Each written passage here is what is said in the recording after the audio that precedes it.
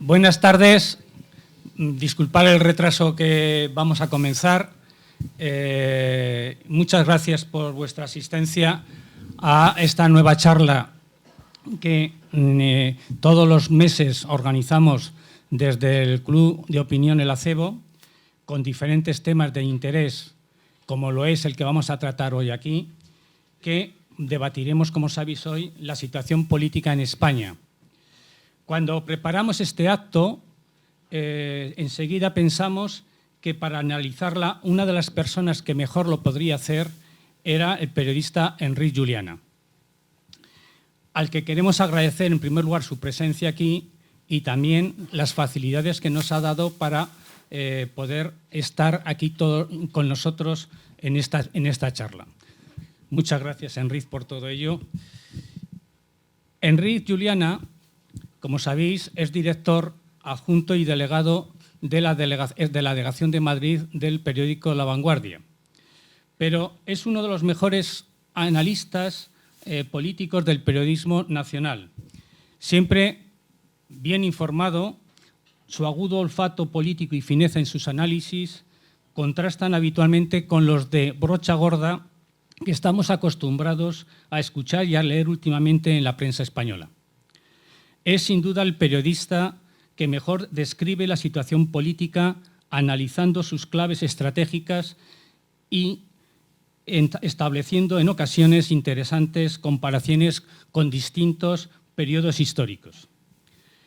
Quienes leemos y escuchamos sus crónicas y sus comentarios encontramos siempre un análisis donde nunca se queda en la superficie, ni cae en distracciones sobre aquello que examina, sino que profundiza hasta encontrar las razones e intereses ocultos de una realidad que siempre es compleja. Algo que es muy habitual tanto en la política española como en la política internacional. En definitiva, es una de las voces periodísticas e intelectuales que merece ser leída, escuchada y tenida en cuenta. Destacar también su papel de escritor y ensayista, autor de varios libros, el último publicado, aquí no hemos venido a estudiar, que el que no haya leído le recomiendo que lo lea porque yo creo que es un maravilloso libro.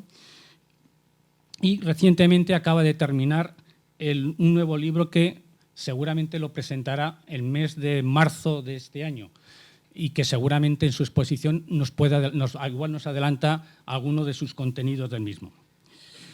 Junto con nosotros también se encuentra la periodista ya jubilada Marina Fortuño, que moderará y conducirá el debate. Marina ha desarrollado casi toda su trayectoria profesional en la cadena SER de Aragón. Durante 30 años ha desempeñado diferentes labores para informativos y programas, así como ha estado al frente de distintos espacios de la cadena. La cobertura y seguimiento de la Operación Molinos, realizada junto a su compañera Ana Sánchez Borroy, fue distinguida con el premio la Asociación de la Prensa de Aragón, Ciudad de Zaragoza 2009. Marina lideró también la comunicación del Ayuntamiento de Zaragoza durante la alcaldía de Pedro Santiesteban en el periodo 2015 y 2019. Y sin más, os voy a pasar ya a Marina para que empiece, haga la introducción de este debate y dé la palabra a Enric Juliana. Muchas gracias. Gracias, Paco. Benvingut a Zaragoza, Enric. Cuando yo estudié en la Autónoma de Barcelona, soy de la quinta del 83, de la promoción del 83, y allí me enseñaron muchas cosas. Primero conocí a Josep Pla y lo leí en catalán. Me enseñaron historia contemporánea de Cataluña y tuve de profesor a Tresserras. ¿Tú te acuerdas de Tresserras, de Esquerra Republicana, que fue consejero de Cultura y las ha ido pasar aquí un poco duras a los políticos de Aragón con el rollo de los bienes de la franja? Gracias por invitarme, gracias a Fer Ribarés porque les ha proporcionado mi número de teléfono a estos colegas, viejos compañeros de la izquierda que han montado esta asociación y que hacen muy bien en trabajar por aquí, por este barrio.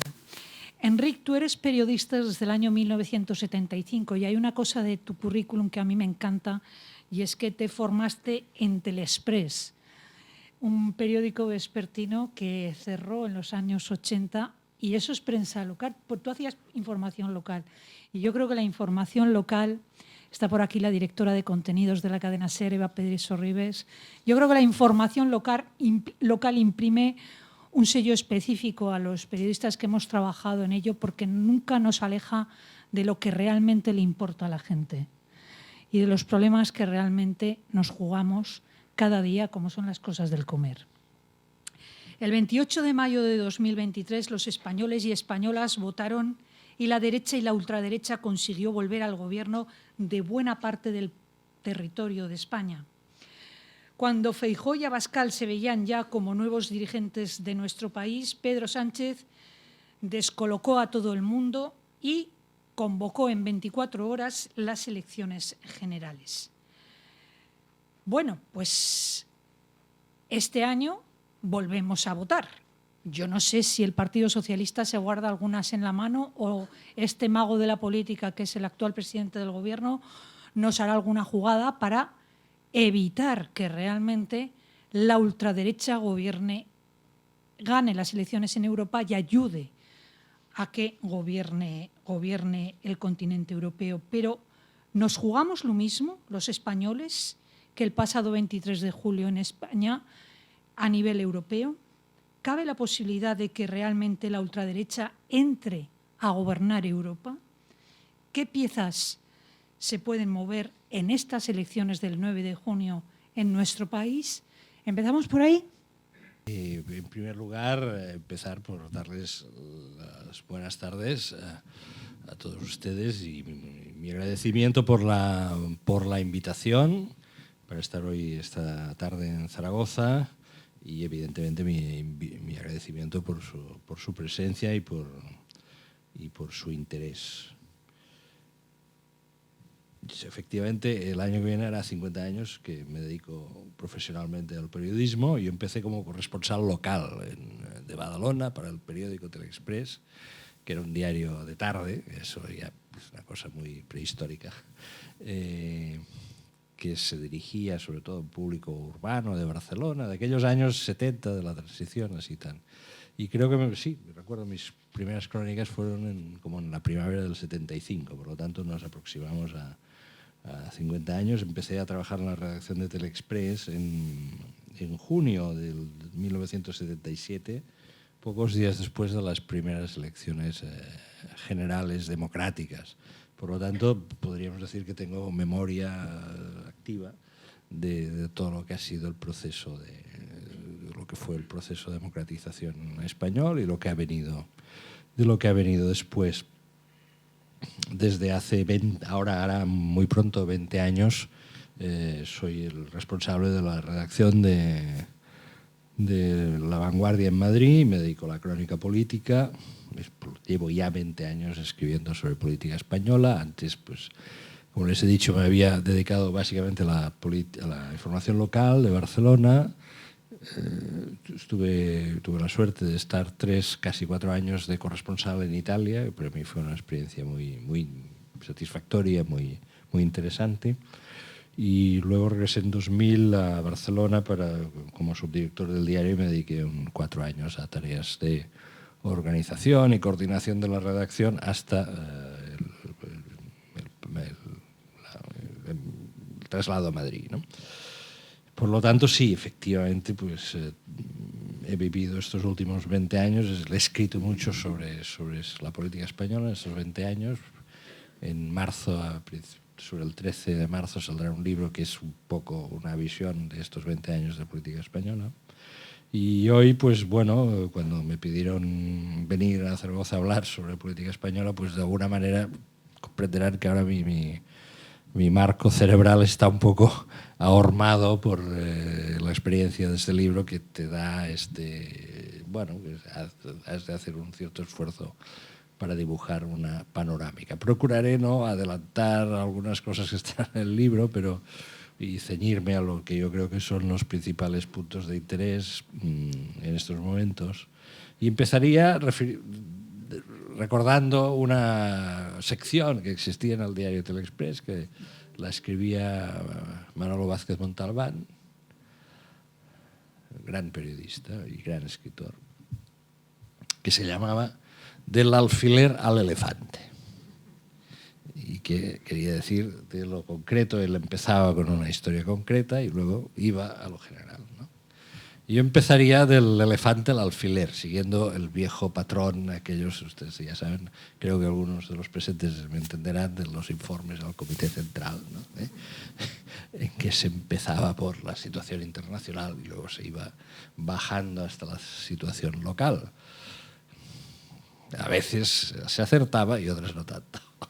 Pero era un esquema, una forma de organizar el pensamiento que a mí siempre me ha gustado. Montalbán en realidad lo seguía, pero lo que pasa es que lo invertía. Empezaba por lo local y luego se iba para arriba.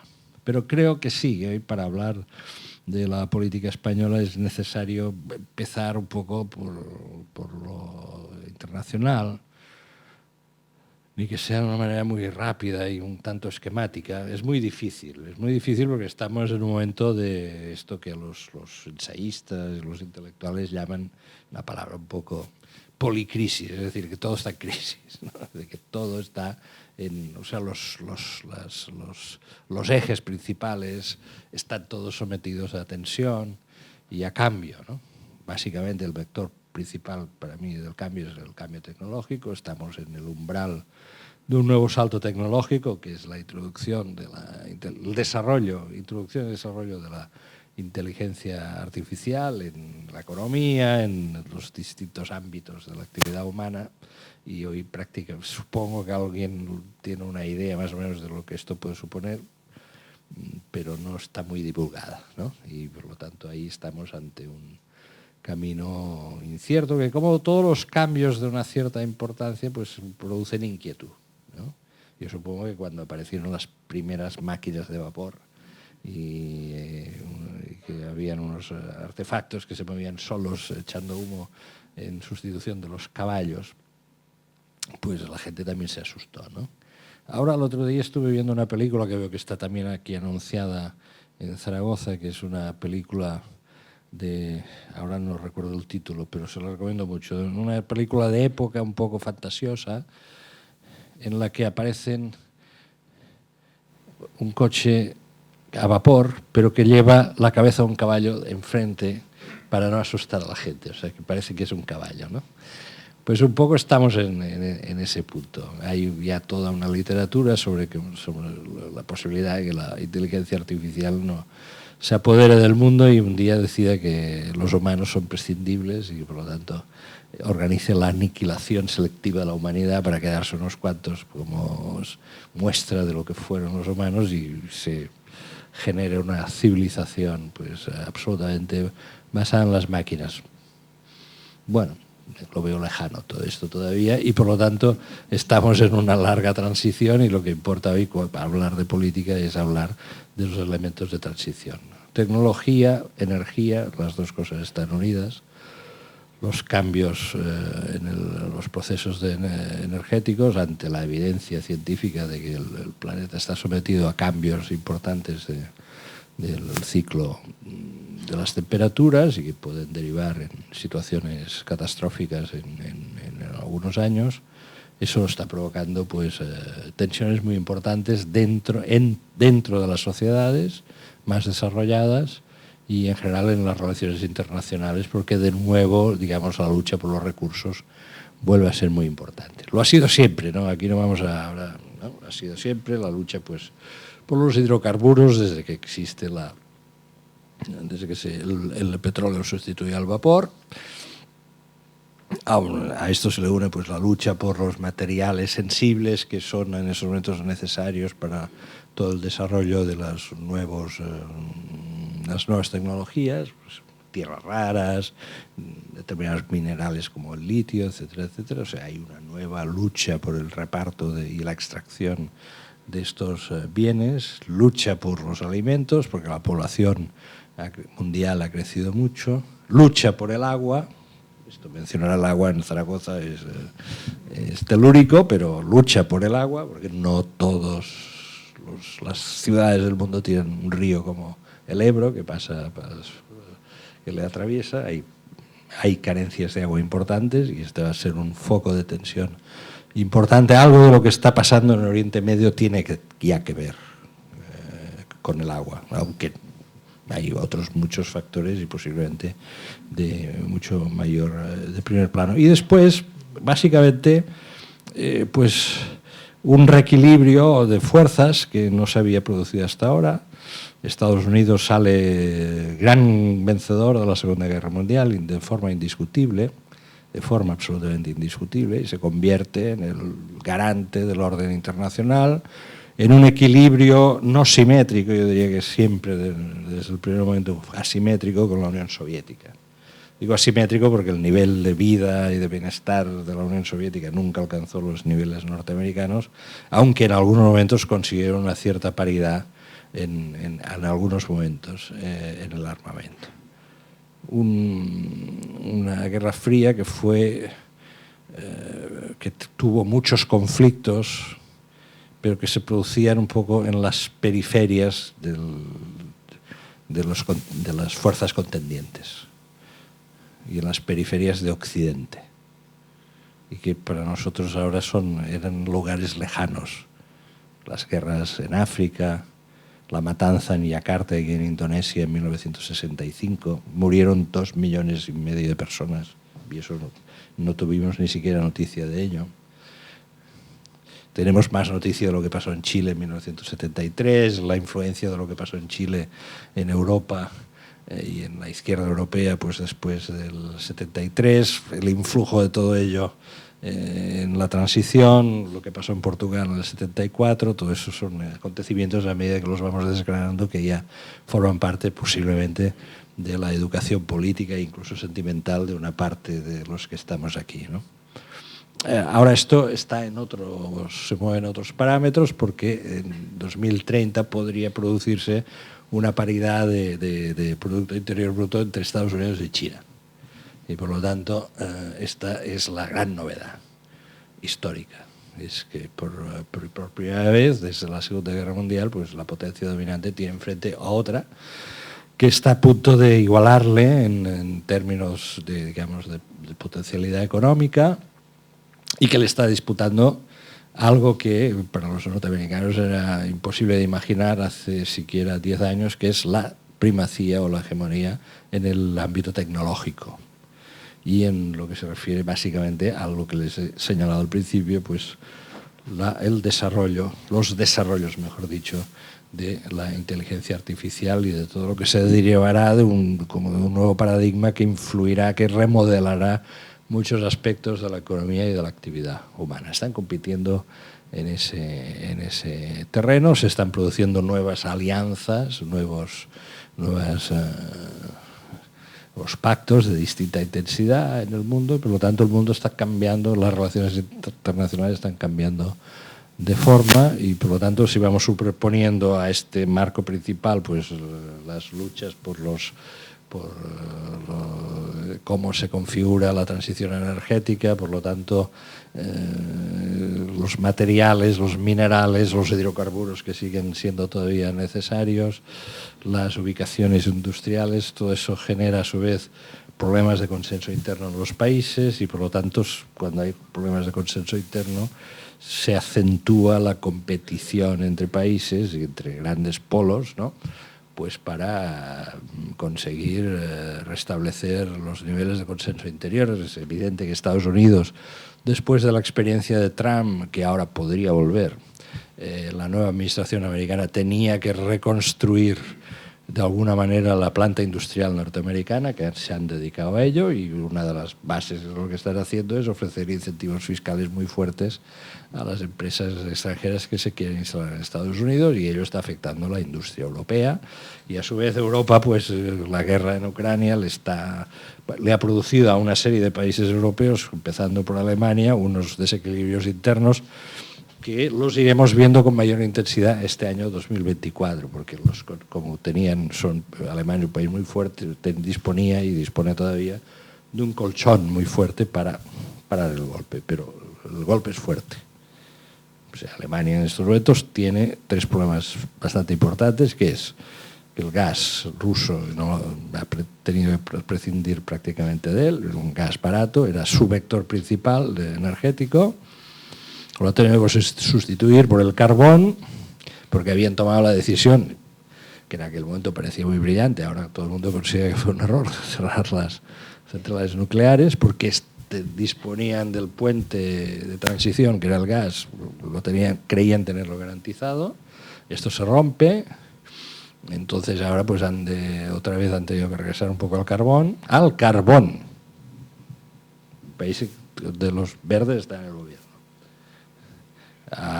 Gas natural licuado, no disponían de plantas de regasificación, las han tenido que improvisar plantas flotantes, están construyendo ahora algunas nuevas y, en fin, ir trampeando la situación como han podido. Esto ha aumentado, pese a las fortísimas ayudas del Estado, las industrias, ha aumentado los costes.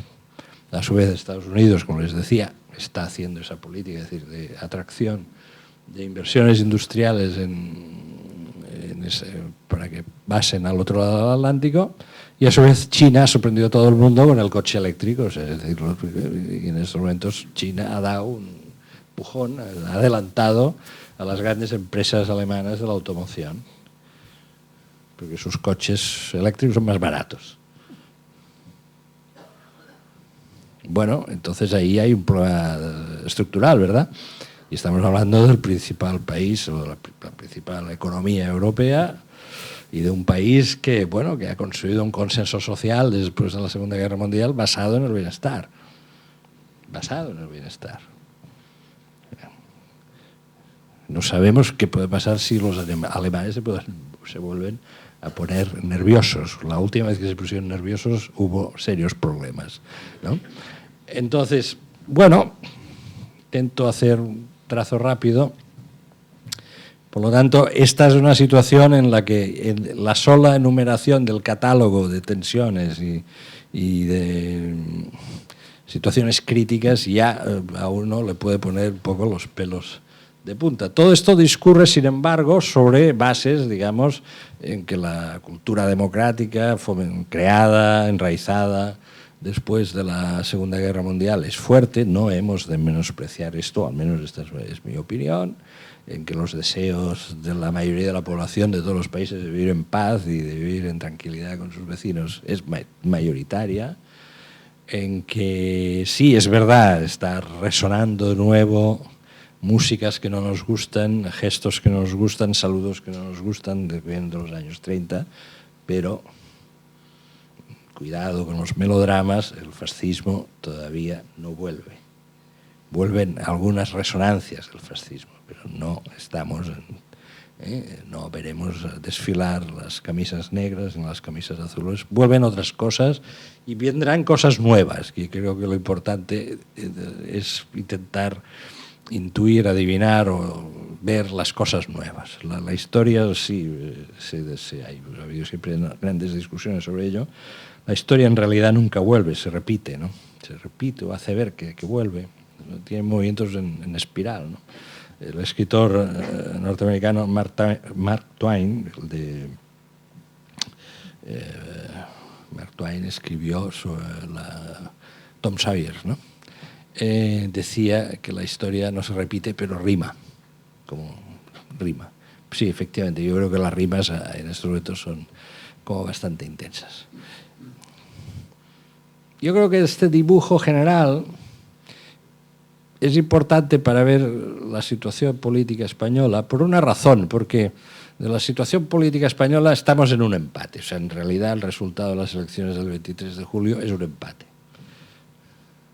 1 millón de votos a favor del bloque, podríamos decir, que en estos momentos ha votado la investidura de Pedro Sánchez, pero que, como ustedes saben, tampoco es un bloque que en estos momentos, en esta legislatura, en la anterior era distinto, podemos definir de una manera tajante como el bloque progresista. Ahí hay matices, ¿no? Es el bloque que por distintas circunstancias históricas, sobre todo referidas a los acontecimientos de los últimos 15 años, pues no estaba dispuesto a apoyar o a formar parte o a dar apoyo parlamentario a una coalición de gobierno o a una fórmula que pivotase sobre el entendimiento entre el Partido Popular y la extrema derecha. Esto es lo que sale del 23 de julio, ya digo, con una diferencia de 1 millón de votos entre los que creyeron que, bueno, que podía irse a esa situación y los que no. ¿Es una diferencia pírrica? No, 1,5 millones, 1.200.000, 400.000 votos de diferencia entre los dos bloques en las actuales circunstancias no es poca cosa. Ahora, lo que pasa es que, como ustedes saben, y sobre todo los más veteranos recordaremos, la ley electoral española es una ley electoral proporcional corregida en favor de las provincias más pequeñas, y esto, en fin, esto fue Torcuato Fernández Miranda, ya se encargó de que figurase en la ley de reforma política, ¿no? Es decir, porque era la fórmula a través de la cual, pues, una ley electoral de sesgo conservador, proporcional sí, pero de sesgo conservador, para asegurar que el partido que salía de las entrañas del régimen para pilotar la transición obtuviese la mayoría parlamentaria, como así fue en 1977. Por lo tanto, la diferencia de 1 millón de votos, en términos estrictamente proporcionales, daría un poco más de ventaja a la izquierda en estos momentos. Y por lo tanto, posiblemente la conjunción gubernamental no necesitaría los 7 diputados de Junts per Catalunya. Pero esta es la ley electoral. Fíjense un dato curioso. En ese país se discute muchas cosas, todo se pone en cuestión, pero habrán observado que la derecha, pese a haber perdido las elecciones, no pone en cuestión la ley electoral. Se habla de hay que alargar todo, pero hacer otra ley electoral no está. No está por una razón, porque pese a todo, la ley electoral beneficia al bloque conservador. La diferencia de votos entre el PSOE y el Partido Popular fue de 300.000 votos, casi 400.000. Bueno, esos 400.000 votos han dado un rendimiento de 16 diputados de ventaja al PP respecto al PSOE. Con esto creo que está dicho todo. Pero bueno, no hemos venido aquí ahora a hablar de una nueva ley electoral, pero quiero indicar eso porque efectivamente los equilibrios parlamentarios están muy ajustados, pero la base electoral de los votos es la que es y también la hemos de tener en cuenta y la hemos de recordar bien. También hemos de recordar que en las elecciones municipales y autonómicas ambos partidos mantuvieron un cierto equilibrio y que la situación se desequilibró a la hora de formar las alianzas de gobierno en la mayoría de las autonomías porque hubo un pinchazo muy fuerte en el ala izquierda.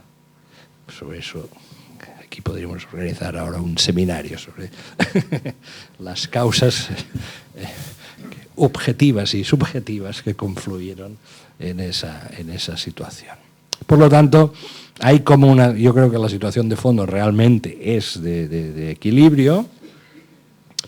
Las encuestas, bueno, sobre las encuestas también podríamos decir algunas cosas, algunas quizá no muy agradables, porque entre el 1 y el 15 de julio de 2023 en España se publicaron 106 encuestas, a razón de 6 al día, de las cuales el 92%, por decirlo aproximadamente, decían todas lo mismo y el resultado fue otro. Es decir, que bueno, es un fenómeno. Yo he hablado con gente que más o menos conoce ese sector, que juran que no se da en ningún otro país, no ya de Europa, sino del mundo. Tal proliferación de encuestas orientadas a crear un ambiente claramente performativo. Es decir, si todas las encuestas dicen lo mismo, es que va a pasar eso, ¿no? Bueno, de todas maneras, ahora se publican menos, todos ya estamos curados de espantos, los que las hacen también, y de las encuestas, así leyéndolas un poco, sin entrar en detalles, lo que te están diciendo es que los equilibrios se mantienen, y que eso puede ir basculando, que los acontecimientos de estos últimos 3 meses, que han sido muy intensos, escénicamente intensos, duros, en algunos momentos muy duros, de fuerte agresividad verbal en la política española, pues no se han saldado en un desequilibrio, es decir, no ha habido, por decirlo de alguna manera, un hundimiento de intención de voto del Partido Socialista, no se ha producido. Más bien lo que se está produciendo en estos momentos, lo que se observa es un mayor fortalecimiento de los dos partidos principales, PSOE y PP, que estarían en estos momentos los dos por encima del 30%.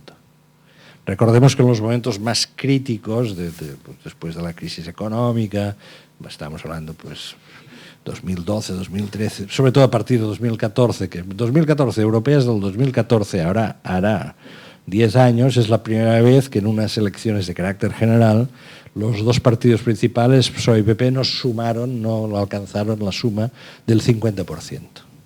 Allí podríamos decir desde donde, de una forma muy visible, se produce una crisis del esquema bipartidista. En estos momentos están por encima del 50% claramente. Estarían, yo creo, por encima del 60% y sumando el 70%. Y los que en estos momentos parece que están disminuyendo es por el ala derecha, pues Vox, y por el ala izquierda, pues el sistema planetario formado por Sumar y Podemos. Bueno, vamos a ver eso cómo evoluciona. Ahora vienen las elecciones en Galicia, que van a decir algo. Estas elecciones en Galicia, el 18 de febrero, pues quien se la juega es Feijóo, básicamente, pero son las elecciones en que el PP prácticamente, excepto en algunos momentos muy puntuales de la historia política en Galicia, pues ha ganado la izquierda 2 veces, ha habido 2 mandatos de izquierda en Galicia. Por lo tanto, la continuidad o no de la mayoría absoluta del PP es la prueba del 18 de febrero. Evidentemente, si esa prueba no la pasase, el liderazgo de Feijóo en la derecha española yo creo que estaría ya seriamente comprometido, ¿no? Las elecciones del País Vasco no se sabe, no hay fecha, los vascos están ahí observando, ¿no? Han cambiado de candidato el Partido Nacionalista Vasco, necesitan rodarlo, necesitan que la sociedad lo conozca, y no habría que descartar la posibilidad de que las elecciones en Euskadi se celebren junto con las europeas del 9 de junio. Yo en estos momentos no lo descartaría. Si no, serían en mayo. Pero no me extrañaría que ellos al final optasen por hacerlas también en el 9 de junio. Porque sobre todo lo que necesitan es tiempo. Necesitan tiempo y creo que necesitan también unas elecciones en las que no todo el foco esté puesto en el País Vasco. Mi impresión. Y luego tendremos las elecciones al Parlamento Europeo del 9 de junio, que en mi opinión son unas elecciones muy importantes para nosotros, pero para todos los demás países europeos, porque de ahí van a salir un poco líneas maestras fundamentales para los próximos 4 años, teniendo en cuenta que esas son unas elecciones que son distintas, porque digamos la Comisión Europea no la elige el Parlamento Europeo de una manera directa. Es fruto hay 2 niveles en Europa. Por una parte está el Parlamento Europeo, pero por el otro lado está el Consejo Europeo, los gobiernos nacionales, ¿no? El equilibrio de fuerzas entre gobiernos nacionales y el que se expresa en las urnas, y de ahí eso se cruza, ¿no? Y bueno, el Consejo Europeo no va a sufrir cambios de aquí a junio, porque ya no creo que, me parece que no hay ninguna elección importante en Europa. Bueno, sí, Portugal, atención, Portugal en marzo, el 10 de marzo. Y en este ámbito de los gobiernos nacionales hay 2 novedades importantes, que no siempre todo va a la derecha, a la extrema derecha. Es decir, que en España pues el centro izquierda sigue gobernando y que en Polonia la extrema derecha ha dejado de gobernar. O sea, ahora, digo ante los catastrofistas, imaginemos que ahora en Europa, en Polonia, los ultranacionalistas del Partido de Ley y Justicia siguiesen gobernando, hubiesen derrotado a los europeístas, que es una coalición en la que hay gente que podríamos decir que está en el Partido Popular Europeo con gente de izquierdas. Preponderantemente los que están en el Partido Popular Europeo. Esta era la oposición europeísta que consiguió, quedando segunda, que quedó segunda, por esto Feijóo todavía no los ha felicitado todavía, porque claro, si les felicitaba había un problema discursivo, ¿no? Y había ganado uno de los suyos en el fondo, ¿no? Pero no decían nada de Polonia, no existía. En fin. Y bueno, y el caso de España, ¿no?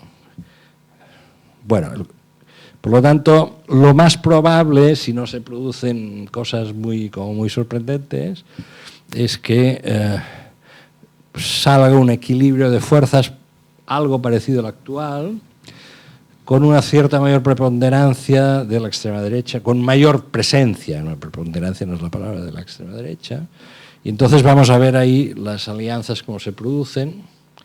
Había un proyecto que lo defendía Manfred Weber, el líder en Bruselas del Partido Popular Europeo, pero que pasaba por España, básicamente, quiere decir, oye, si esto bascula más hacia la derecha, corregimos la alianza, Europa se gobierna, es una alianza clásica, la alianza histórica de Europa es socialdemócratas y democristianos, luego llamados populares, a la que en las últimas elecciones se le añaden los liberales porque socialdemócratas y populares no alcanzaban a tener la mayoría absoluta, ¿no? Entonces Weber empezó a más o menos idear la posibilidad de una nueva alianza en la que entrasen sectores de la ultraderecha fiel a la OTAN. Hay dos grupos de ultraderecha en el Parlamento Europeo, los más, el grupo en el que está Vox, están los polacos, está el partido de Meloni en Italia, que tienen en común, son, podríamos decir, conservadores duros, extrema derecha, nacionalistas, pero que mantienen una fuerte fidelidad, es la palabra, o apego a la Alianza Atlántica y a Washington, y esto se ha demostrado esperando a que Trump gane en Washington, hay que decirlo todo, son fieles esperando que el otro vuelva, y que en el momento Ucrania pues se han colocado activamente a favor de Ucrania, ¿no? Y luego hay otros grupos en el que están los que en algún momento u otro han hecho durante estos últimos años negocios con Moscú, que está ahí el Frente Nacional francés, está la Liga Norte de Italia. Eso no impide que entre ellos luego se pongan de acuerdo unos y otros, ¿no? Y muchos de sus planteamientos son similares en términos de políticas sociales, respecto a la inmigración, todo eso, dicen prácticamente lo mismo. Pero tienen los alemanes, los que pueden obtener resultados relevantes en las elecciones regionales alemanas e incluso en las elecciones europeas, ¿no? Bueno, Weber defendía, pues decimos, un segmento de estos partidos situados en el ámbito de la ultraderecha, nos podrían apoyar, corregimos la ecuación y o bien dejamos fuera a los socialdemócratas o los dejamos un poco de lado, ¿no? Un poco sin tener posiciones sustantivas, ¿no? Si el resultado de las elecciones en España hubiese dado un cambio de gobierno, insisto en que la configuración de la Comisión Europea no la decide solo el Parlamento Europeo, en primera instancia quien la decide es un pacto entre gobiernos nacionales y por lo tanto la correlación de fuerzas en el Consejo Europeo entre los gobiernos nacionales es muy importante, pues ahí posiblemente se habría producido una corrección de eje, ¿no? Al no haberse producido eso ni en España y haberse corregido el eje en dirección contraria en Polonia, yo creo que la continuidad del actual esquema podría darse y que ello supondría posiblemente la continuidad del actual presidente de la Comisión Europea. Pero esto, pongámoslo en condicional, hay que verlo, ¿no? Entonces hay que ver estas elecciones que dan de sí y luego ya nos encontraremos con las elecciones presidenciales norteamericanas cuya importancia es innecesario subrayar porque está en mente de todos y que las vamos a vivir todos, yo creo que con una forma muy, muy directa, y me temo que con una cierta angustia que ya la estoy empezando a detectar ahora que faltan unos cuantos meses, ¿no? Y además esas elecciones son una auténtica tortura porque por la noche hasta las no sé qué hora de la madrugada no te enteras de nada, de quién ha ganado, quién ha perdido, etcétera, etcétera. Les digo todo esto por una razón, porque creo que en una situación de empate de fondo, como les decía, en la política española, entre fuerzas de fondo, ¿no? Creo que el correlato internacional es el que puede ser determinante estos próximos años. Es decir, ¿qué puede provocar el desempate en una dirección u otra? Bueno, lo podría provocar algún tipo de sacudida interna en la sociedad española, que en estos momentos no está en el guión, pese a todos los catastrofismos que nos rodean. La situación económica, hombre, no me voy a atrever a decir que la situación económica es buena, porque sería injurioso, ¿no?, para las personas pues, que todavía no se han recuperado de los daños que provocó la crisis económica. Sería injuriosa para los jóvenes que con los salarios que se pagan en estos momentos les cuesta mucho pagar un alquiler. En fin, eso no se puede decir que la situación económica es buena, pero tiene rasgos de estabilidad.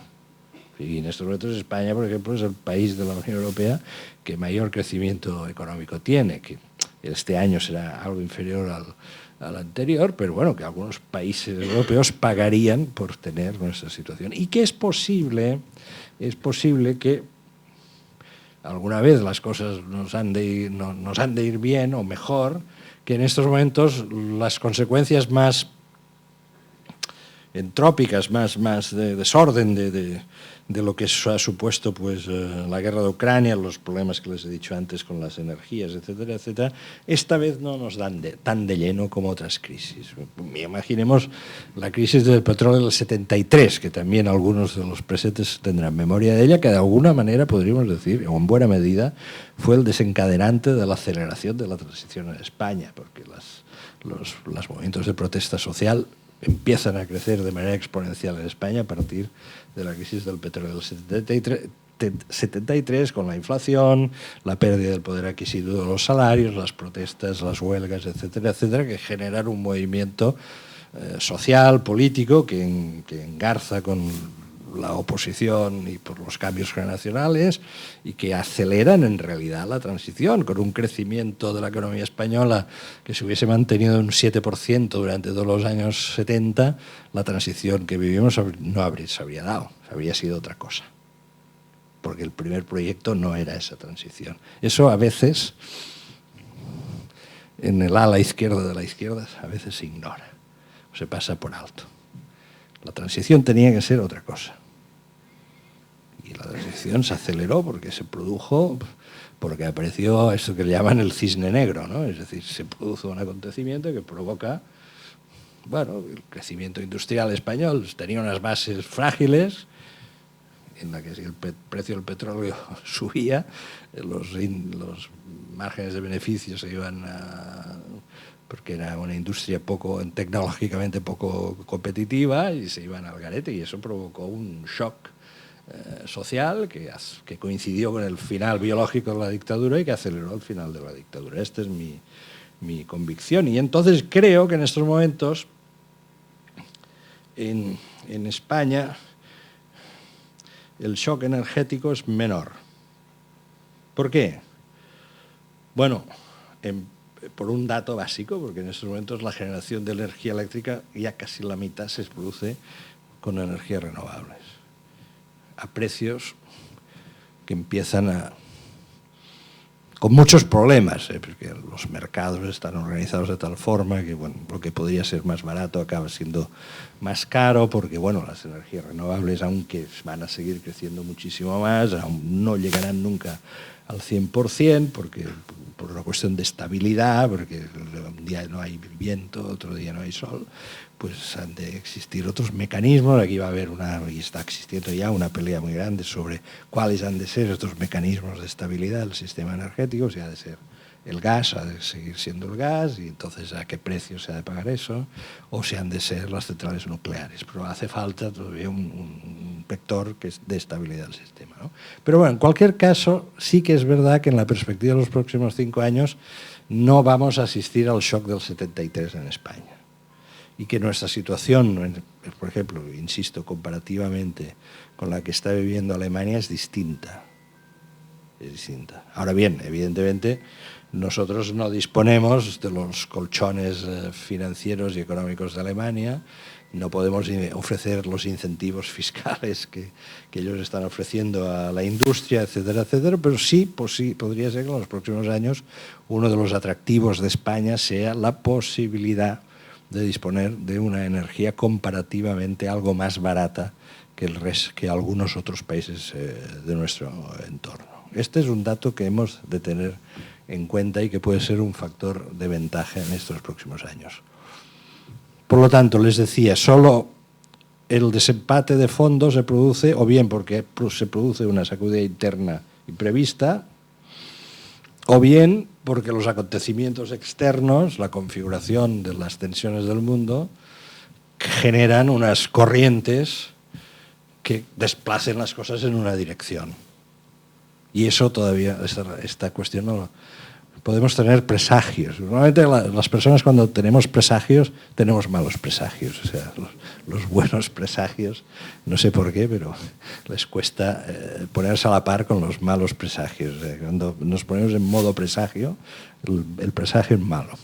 Y ahora yo creo que ya hay una parte, además la parte de la sociedad que se sigue sintiendo identificada con los valores de la izquierda es melodramática, en fin, tendente a la depresión, que todo va mal, que todo acabará mal, que vamos a perder, incluso esto se piensa el día después de haber ganado unas elecciones, vamos a perder las próximas.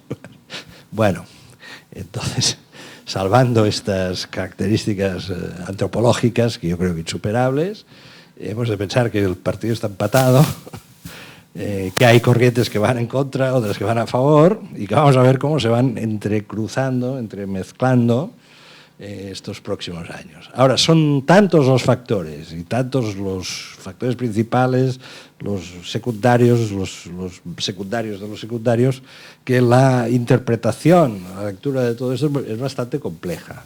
Siempre lo es, no os voy a, diría ahora una tontería, sí. Siempre lo ha sido, pero ahora lo es especialmente. Y bueno, también el otro problema que tenemos es que los mecanismos, digamos, culturales también están en mutación, la comunicación está en fases de cambio y parece como si el mundo que viene estuviese reñido con la explicación de las cosas complejas, ¿no? A veces lo parece. Quizá tampoco lo sea tanto. Pero bueno, no es fácil interpretarlo, no es fácil explicarlo, no es fácil leerlo, porque hay cosas que no se pueden resumir en un minuto. Y este también es uno de las significaciones o de los datos de nuestra época, ¿no? Es decir, que quisiéramos saber cosas en un minuto que no se pueden saber en un minuto y que ni siquiera en una hora ni en dos. Es que hay que irle dando vueltas, hay que ir haciendo el esquema clásico que hoy, esta tarde, he intentado hacer aquí. Ustedes dirán, pero usted no nos ha dicho nada. Concluyente, nos dice que todo está muy complicado, que los equilibrios están ahí, pum, pum, pum, y que todo dependerá del viento del mundo. Bueno, esto... Bueno, yo no soy en estos momentos, permítame que acabe aquí, pues no soy tremendamente pesimista, aunque ya les he dicho, hay elementos suficientes para el pesimismo, y creo que hemos de hacer un cierto esfuerzo de no caer en el pesimismo y sobre todo de valorar algunas cosas que son importantes. Es decir, la cimentación democrática de Europa no es un hecho banal, no es algo que se pueda destruir de cualquier manera en 24 horas, ni en un año, ni en 2, ni en 3. Puede estar sometido, y está sometido en estos momentos, a duras pruebas. De eso no hay duda alguna. De todo tipo. Cuando la gente tiene miedo, sale lo peor de la gente. Esto ya hay experiencia histórica clarísima, rotunda sobre eso, ¿no? Y en estos momentos La gente tiene un cierto temor al futuro. Incluso diría que a veces ese temor al futuro es más exagerado entre los que más tienen, o los que tienen una vida mejor organizada. Quizá porque tienen la percepción de que hay más a perder, ¿no? Pero bueno, todo esto que nos vuelve a situar en un marco de tensiones que tiene reverberaciones que nos inquietan, yo creo que deberíamos hacer un esfuerzo para no sucumbir al pesimismo y tener la convicción, ¿no?, de que los mecanismos democráticos tienen cimientos fuertes y que pueden resistir. Quiero creer que pueden resistir. Y con esto concluyo, porque ahora vendrán más preguntas y espero haber más o menos cumplido en las líneas generales del informe del Comité Central. A mí me parece que con lo que has dibujado tenemos para preocuparnos un poquito, aunque sí que es verdad que la botella medio llena o medio vacía la vemos todos y sigue estando medio llena. Primero porque realmente el estado de bienestar que nosotros, yo por lo menos he conocido, a lo mejor muchos de los que están aquí son mayores que yo y no tanto, pero algunos jóvenes que están por aquí lo dan por asumido, se puede caer, se puede tambalear. Se puede tambalear en el momento en el que realmente la fuerza mayoritaria en el Parlamento Europeo no sea la socialdemocracia. Y eso es muy probable que pueda ocurrir. Y algunas cosas, pues, se corrijan.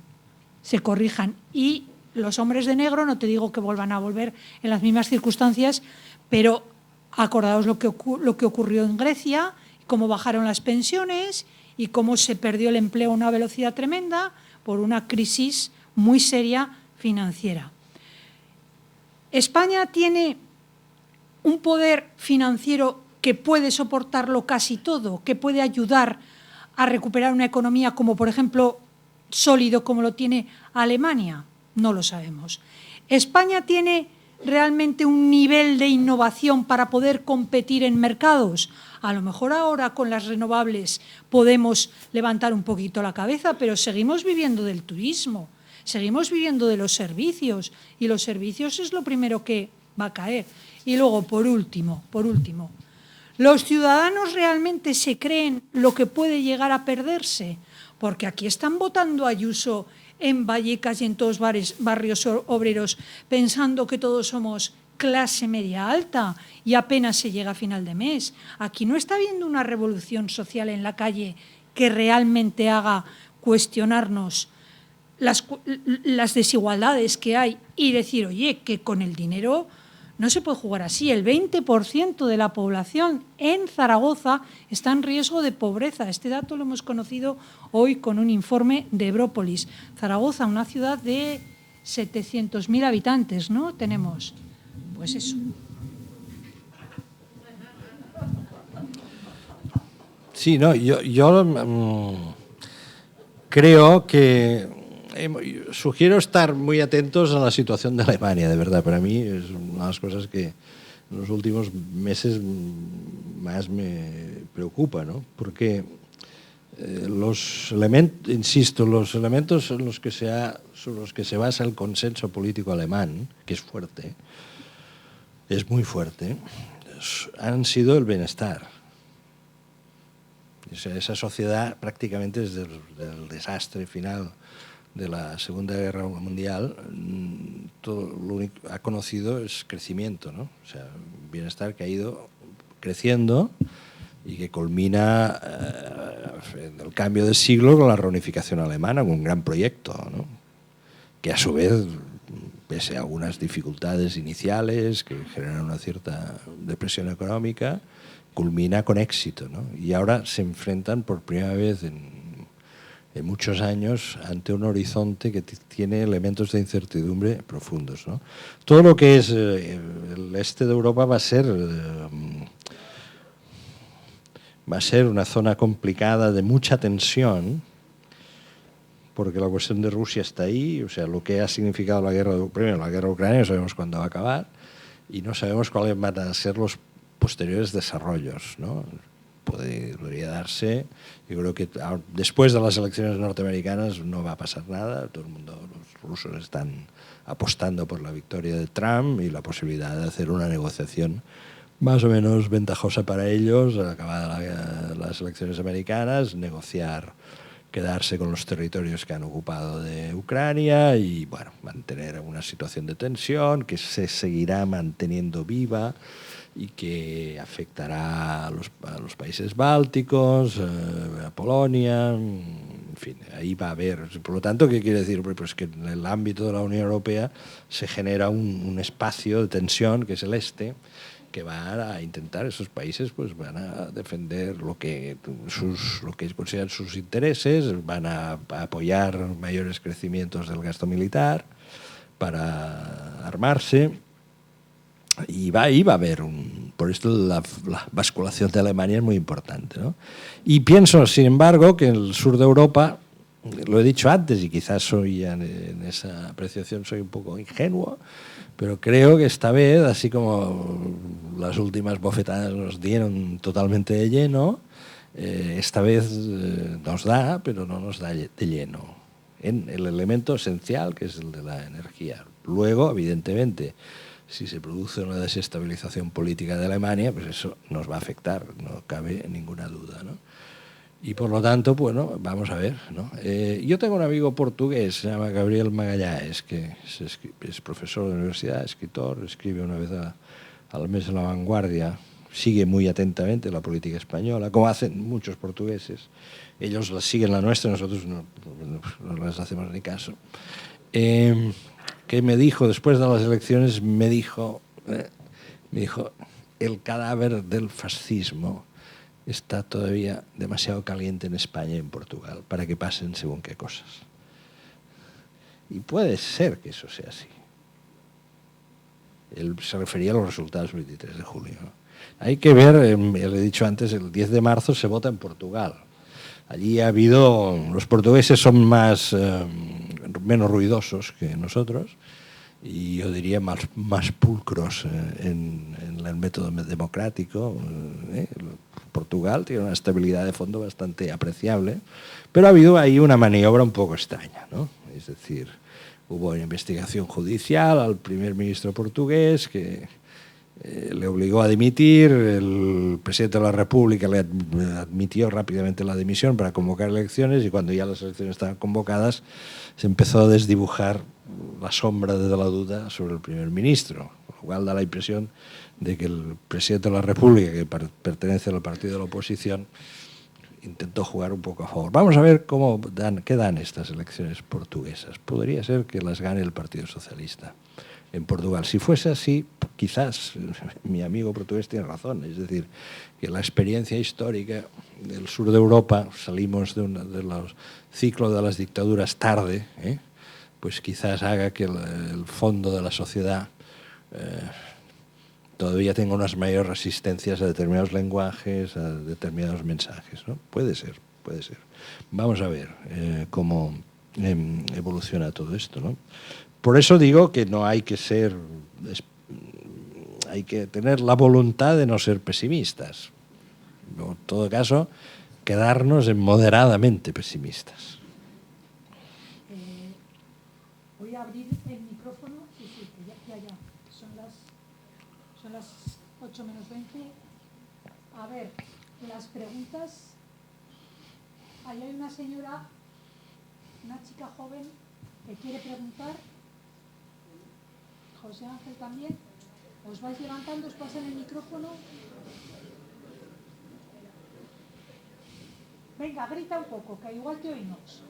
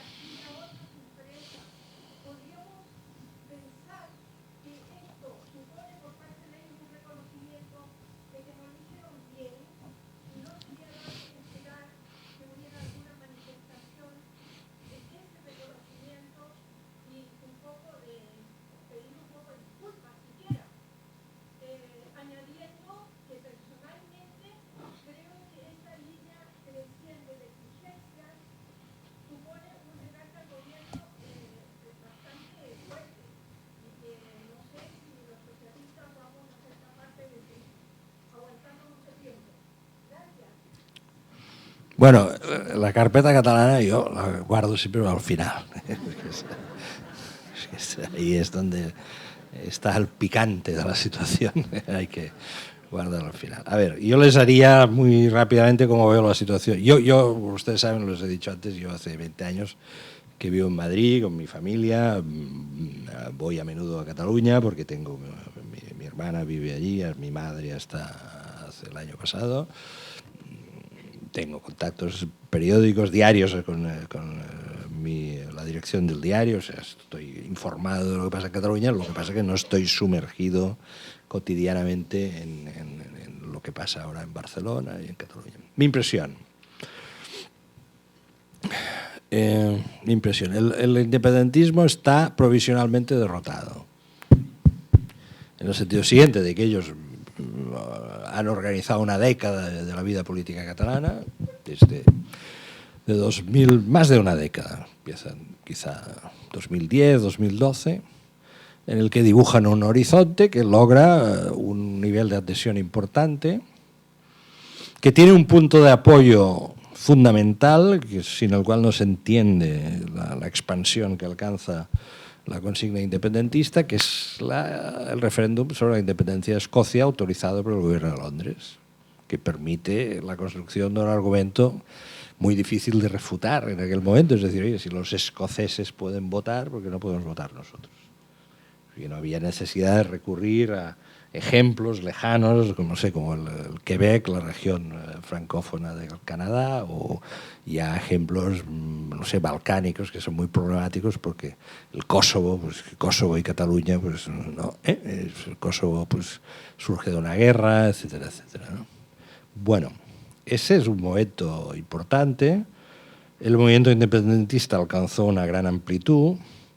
El movimiento independentista yo creo que tenía, en mi opinión, una raíz principal de carácter, yo diría, radical democrático, pero con distintos componentes que ahora veremos, digamos, emerger con mayor fuerza, no tan radical democráticos, digamos. Es un movimiento pues, que agrupa cosas muy diversas e incluso contradictorias, y que no todos los que votaron a la independencia, y esto en Madrid, el estamento político y periodístico de Madrid no hay manera de que lo quieran entender porque no les interesa entenderlo, no les interesa, es que todos los que votaron a la independencia no eran independentistas al 100%. Esto es como el chocolate, cuando nos vamos a la tienda estaba el 100% cacao y hasta, no sé, hasta el 60%, ¿no? Pero esto es lo mismo. O sea, hubo gente pues, que se sumó emocionalmente y políticamente al movimiento independentista pues para sumarse a un movimiento de protesta que generaba una señal de antagonismo fuerte con la situación. Otros que lo veían desde una perspectiva de presionar para negociar, sería la vertiente, entre comillas, sindical, ¿no? Es decir, apretamos y ya negociaremos. Y luego sí, los que efectivamente son independentistas 100% cacao, que yo los situaría en el orden del 30%, ¿no? Personas que han llegado a la conclusión de que lo mejor que le puede pasar a la sociedad catalana es organizarse en un Estado independiente.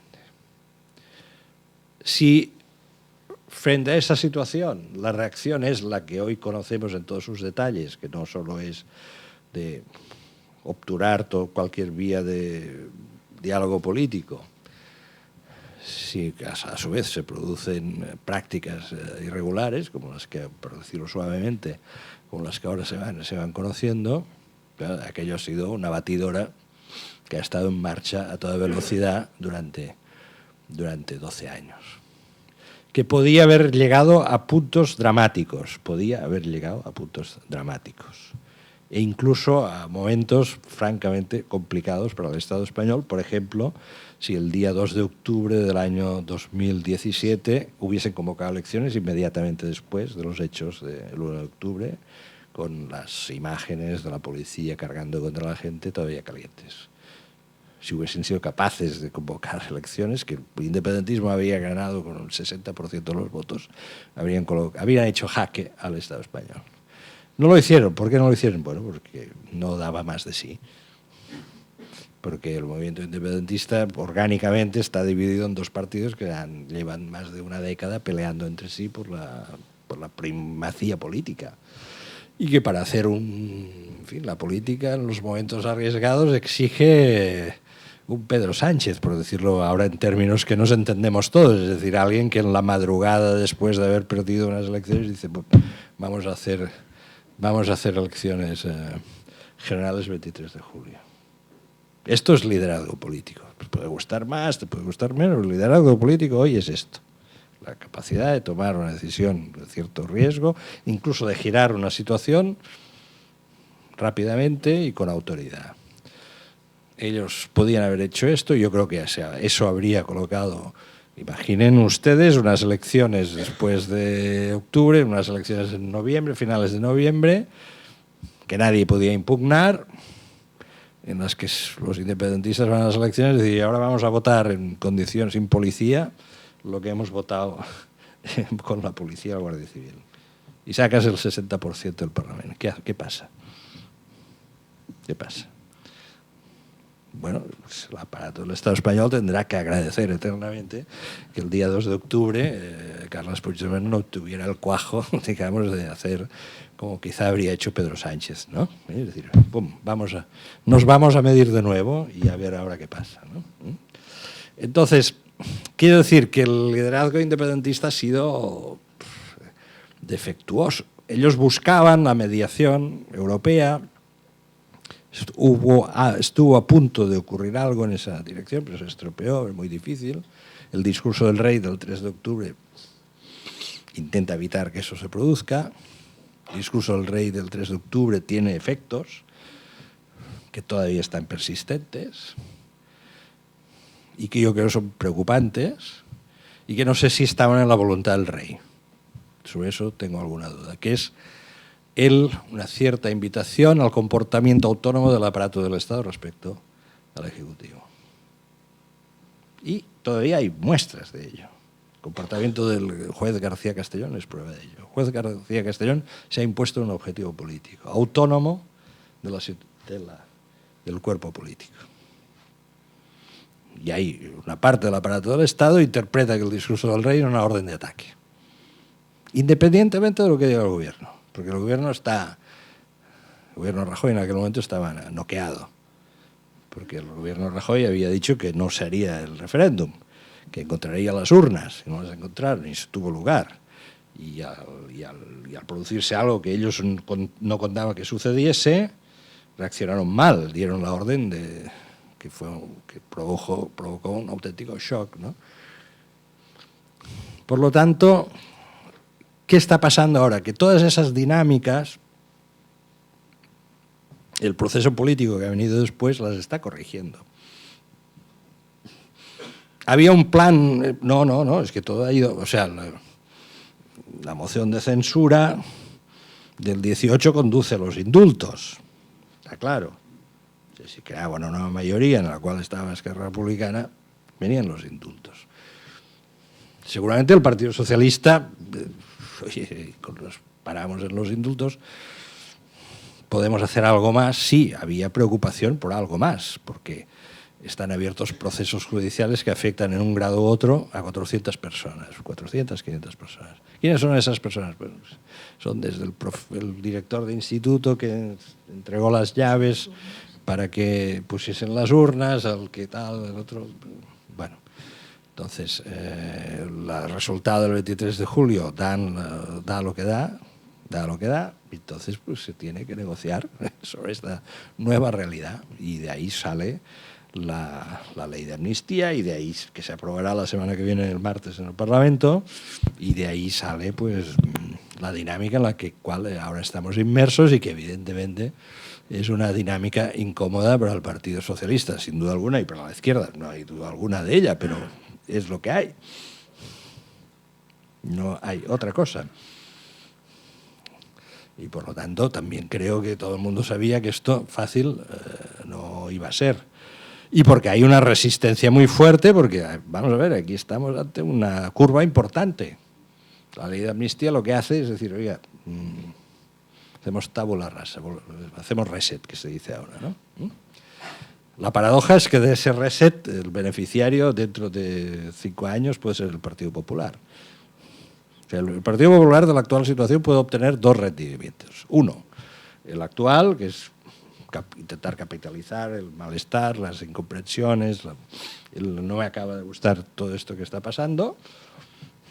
Y luego, una vez aplicada la ley de amnistía, disponer de un campo de juego un poco distinto al que hay ahora, que es la posibilidad de pactar con la derecha nacionalista catalana, como ya hicieron en una ocasión y como, atención, estaban dispuestos a hacer este mes de septiembre y octubre. Estaban dispuestos a hacerlo. Estaban dispuestos a hacerlo. Esto que nadie les quepa la menor duda. Y estaban dispuestos a ofrecer algo que la izquierda no puede ofrecer. Es decir, oye, yo no te voy a dar la amnistía porque es demasiado contradictorio con mi discurso, pero los efectos prácticos van a ser casi lo mismo porque, como tú bien sabes, controlamos algunas cosas por la puerta de atrás, ¿verdad? Y por lo tanto, tú no te preocupes que todo esto, todo esto de 3 o 4 años lo tenemos arreglado. La diferencia en este caso entre derecha e izquierda es que como la izquierda no controla según qué instancias por la puerta de atrás, ha de hacer una ley, porque solo lo puede hacer con una ley, no lo puede hacer por la puerta de atrás. Y esta es la diferencia. Quizás lo que se tendría que es esto explicarlo un poco más así, ¿no? O sea, ya que no se puede ir por la puerta de atrás, hay que hacer una ley que es la manera legal de hacer las cosas. Y evidentemente, como la confección de esta ley es muy complicada, en términos jurídicos, pues esta ley pues, está sometida a una tensión brutal en estos momentos, con jueces que están militando claramente con arquitectura jurídica para intentar, digamos, neutralizarla o cegarla, ¿no? Esto es lo que hay. ¿Los de Junts van a pedir perdón? No, no lo van a hacer. Van a recomponer. Ellos ya han bajado, o sea, en realidad aceptando la amnistía, yo también lo digo, si tú aceptas la amnistía estás aceptando la legalidad española. Quien te está concediendo la amnistía es el Parlamento español. ¿Y qué es el Parlamento español? El depositario de la soberanía nacional, dice la Constitución. El depositario de la soberanía popular. La amnistía te permite pasar de la situación A a la situación B. ¿Quién te está concediendo esto? La soberanía popular española. Hombre, si eso no es una rectificación, que baje Dios y lo vea. O sea, tú hace 5 años estabas proclamando la voluntad de constituir un nuevo Estado dentro de la península ibérica, en la Unión Europea, y ahora estás negociando que la soberanía popular y la soberanía nacional española te concedan el perdón más magnánimo que se pueda dar, que es el de una amnistía. Hay un cambio de situación. Ahora bien, el sistema político en Cataluña es un sistema de competición. Esta gente está en competición y vamos a ver qué ocurre en las elecciones catalanas. Esto va a ser importante en la configuración del calendario político y de la secuencia política interna española. Las elecciones en Cataluña que se van a producir dentro de un año, si no se adelantan un poco, pero digamos en estos momentos todo tiene visos de que será dentro de un año, pues esas elecciones van a ser determinantes. ¿Qué puede pasar en esas elecciones?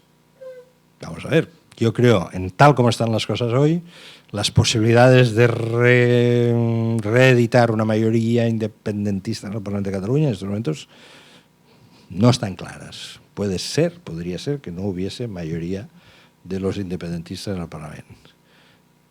La primera posición del Partido Socialista en las elecciones en estos momentos se mantiene en las encuestas. Y tengo la impresión, tal como está evolucionando las cosas, de que se va a mantener. Sería una mayoría relativa, por lo tanto, se tendría que discutir la formación de gobierno y veríamos exactamente qué tipo de gobierno se forma. Pero la situación interna de Cataluña se está modificando. Los consensos internos catalanes se están cambiando. Y además está pasando otra cosa, ¿no? Pues como les he dicho antes, pues el independentismo durante 10 años ha pivotado sobre una situación basada en la sobreexcitación política que ha desatendido elementos de gestión importantes que ahora se presentan y están llamando a la puerta. Desde el problema de la sequía, no quiero... Me paro aquí, no sigo, el problema de la sequía. No. Los problemas, digamos, de gestión, el problema de la educación, hay malos datos de los informes PISA. La inmigración, atención, la sociedad catalana ha pasado en 10 años de 6 millones, algo, a 8. Ha aumentado 2 millones de habitantes, que sobre 6, pues algo así, como el 20%, un poquito más, ¿no? Y la gran mayoría de estas personas son personas que han nacido fuera de Cataluña, fuera de España, ¿no? La gran mayoría, ¿no? O sea, ha habido un cambio importante. Y eso, digamos, el proceso lo que ha hecho ha sido anestesiar un poco todos estos problemas. Los ha anestesiado porque al fijar una especie de horizonte utópico, decir, oye, cuando seamos independientes, oye, no te preocupes que esto lo vamos a arreglar en un plis-plas porque tendremos... Bueno, ahora vienen los problemas, ¿no? Es como el que se despierta de una operación. Y por lo tanto, exactamente el cruce de tensiones que pueda haber sobre eso, pues los iremos viendo, ¿no? Yo pienso, para concluir, que los indultos han sido beneficiosos en Cataluña y la amnistía todavía lo será más. Y que por lo tanto, y que eso no tiene vuelta atrás en Cataluña y no lo tiene en España. Aunque la guerra de guerrillas en el ámbito jurídico va a ser muy importante. O sea, dentro de unos meses piensen en ello, bueno, no hace falta que lo piensen en ello. Dentro de unos meses será imposible pensar este país sin el paso que se está dando ahora.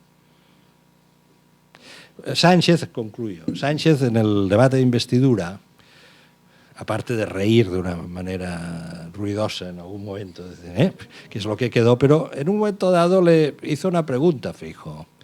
Le dijo, oiga, ¿y usted, si en algún momento gana las elecciones, qué hará? ¿Les volverá a meter en la cárcel?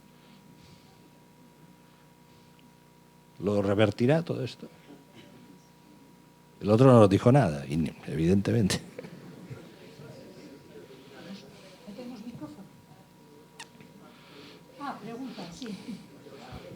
Sí. Bueno, me presento, soy Jaled, miembro de FADEA, y lo primero de todo quería agradeceros tanto la intervención de Enric como la charla, debate en general, que ha sido estupenda. Y yo solo te quería lanzar 3 preguntas. La primera... No.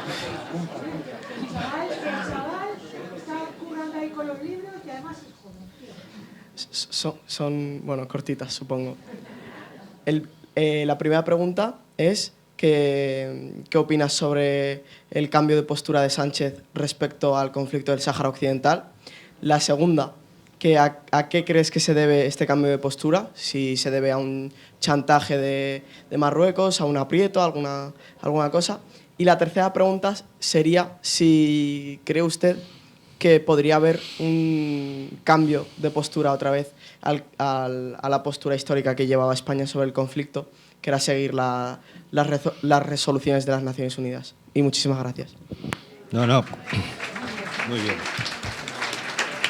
Una pregunta realmente, No, ¿no? muy pertinente esta pregunta, porque este es uno de los puntos discutibles del anterior mandato, ¿no? Bueno, la relación España-Marruecos es un elemento que ha determinado muchos aspectos de la política española desde hace muchísimos años, más de lo que a veces nos pueda parecer. O sea, Marruecos, no hay crisis política española en la que no esté Marruecos, cerca, empezando por la Semana Trágica de 1906. Marruecos se está convirtiendo en la potencia emergente del norte de África. Gracias a su situación geográfica, gracias a que no depender o no estar, al no ser muy rico en hidrocarburos, tiene una economía más diversificada, gracias a, pues ya digo, a la geografía. Ahora mismo está ocurriendo una cosa sintomática, ¿no? Con todo el jaleo que hay en el Mar Rojo, los cambios de rumbo de los barcos. El más beneficiado por ellos es Marruecos, los puertos marroquíes. ¿Por qué? Porque los barcos que han de dar la vuelta por África, que es un trayecto muy largo, deciden fondear en un puerto tras hacer el transbordo de mercancía para luego, o sea, no entran ya en el Mediterráneo en busca de los puertos del Adriático y paran en el puerto de Tánger, un puerto que se construyó muy potente, se construyó en 2007, se acabó de construir, que es como la réplica del puerto de Algeciras en el lado sur del estrecho de Gibraltar, ¿no? Y que tiene una ventaja respecto a Algeciras, que es que no paga, no está en la Unión Europea, por lo tanto no tiene los mismos estándares de exigencia y puede ofrecer tarifas más baratas, ¿no?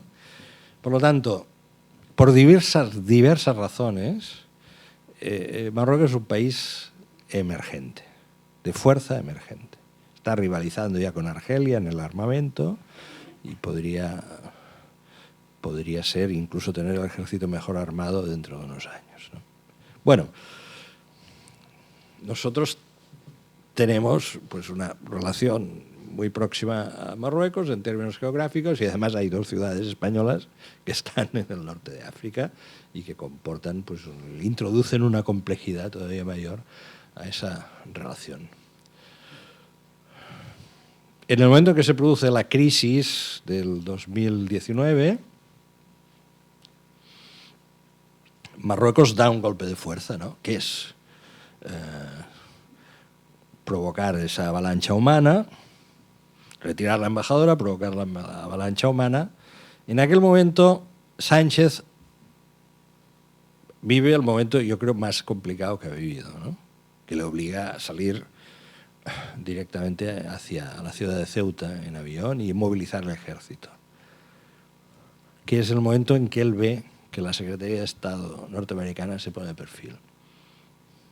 Blinken, el secretario de Estado norteamericano, aquellos días estaba en Gaza, porque en Gaza ya, uno de aquellos momentos semi-volcánicos de Gaza, estaba allí. Y cuando le preguntaron, dijo, no, este es un tema que deben resolver España y Marruecos. Sí. Estados Unidos se ponía... ¿Por qué se puso de perfil Estados Unidos? Bueno, porque Estados Unidos quería ajustar las relaciones con España. Y básicamente quería ajustar el tema del Sáhara en los siguientes términos. Cuando Trump concluye su mandato en 2020, hace una de sus últimas decisiones es el reconocimiento unilateral por parte de Estados Unidos, al margen de las Naciones Unidas, al margen de los demás países, de la soberanía de Marruecos sobre el Sáhara Occidental. Con una única condición: que Marruecos e Israel establezcan plenas relaciones diplomáticas, en el contexto de lo que se viene a llamar los acuerdos de Abraham, que es una cierta reconciliación política y diplomática entre Israel y los países sunitas, que está en la base de lo que está pasando, de lo que ha pasado ahora en Gaza. Porque uno de los objetivos teóricos de la acción de Hamás el 7 de octubre fue romper el acercamiento entre Israel y Arabia Saudí, ¿no? La relación de Marruecos con el pueblo judío es antigua, hay una comunidad judía importante de siempre, influyente en Marruecos, lo ha habido siempre. Algunos de los políticos israelíes que con cierta influencia en estos momentos son hijos de familias judías nacidas en Marruecos. Se establecen. Este es el acuerdo. Entonces, Marruecos pretendía, en realidad, hacía presión a España, la hizo también a Alemania, hubo un conflicto diplomático con Alemania, para que los países europeos siguiesen la estela de lo que Trump les había prometido, ¿no? Para que a su vez la administración nueva, la administración Biden norteamericana, también aplicase eso. El baremo de aplicación de eso, ¿cuál era? Era la apertura de un consulado en territorio del Sáhara. Consulado norteamericano. Si Estados Unidos dice, reconocemos la la soberanía marroquí sobre el Sáhara, pues tú abres un consulado de Estados Unidos en el Aaiún, el día que pones la bandera norteamericana en el Aaiún y ya está, ¿no? Fíjense que ese consulado no se ha abierto. Entonces, la posición de los norteamericanos, que les interesa mantener una relación estable con Marruecos en todo lo que se refiere a todo lo que es el norte de África y África en su conjunto, es la siguiente, es decir, aceptamos vuestro plan de regionalización del Sáhara, es decir, que el Sáhara se puede convertir en una región autónoma, pero este proceso bajo la supervisión y el acuerdo en las Naciones Unidas.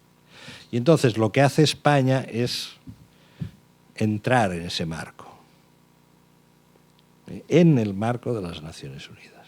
Es decir, lo que hace el gobierno español es alinearse con la posición de fondo de Estados Unidos y efectivamente, claro, hay un momento de giro, está claro, y que provoca un shock político y sentimental en todas aquellas personas pues, que durante años y años y años pues, han manifestado de manera activa su apoyo al pueblo saharaui. Esto es lo que pasó.